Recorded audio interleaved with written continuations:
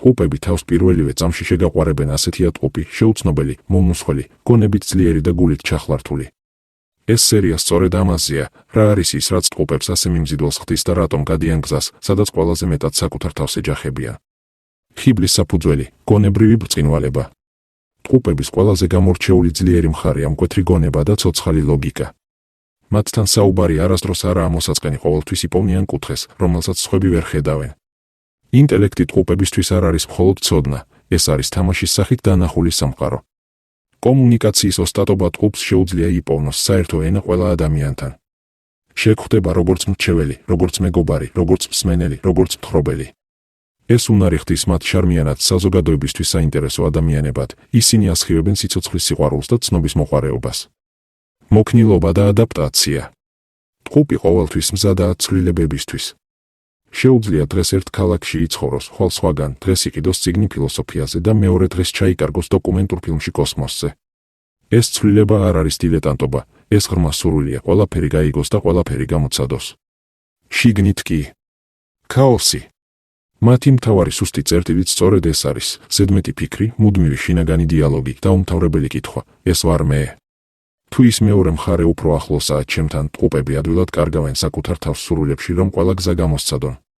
ხშირად არ უმართლებთ ფოკუსის შენარჩუნებაში და სწორედ ამიტომ იწყებენ ბევრ საქმეს. ემოციური ცვალებადობა. გრძნობები მათთვის მერკურივით მოძრაობს, სწრაფად და მოულოდნელად. შეიძლება ძალიან უყვარდეთ და იმავე დღესვე შეიგრძნონ სიცარიელე. შეიძლება გაწყენინონ ისე, რომ ვერც მიხვდნენ. ეს არ ნიშნავს გულგრილობას, ეს ნიშნავს იმას, რომ მათ გონება ხშირად უსწრებს გულს. ფიქრის გადაჭარბებული ანალიზი.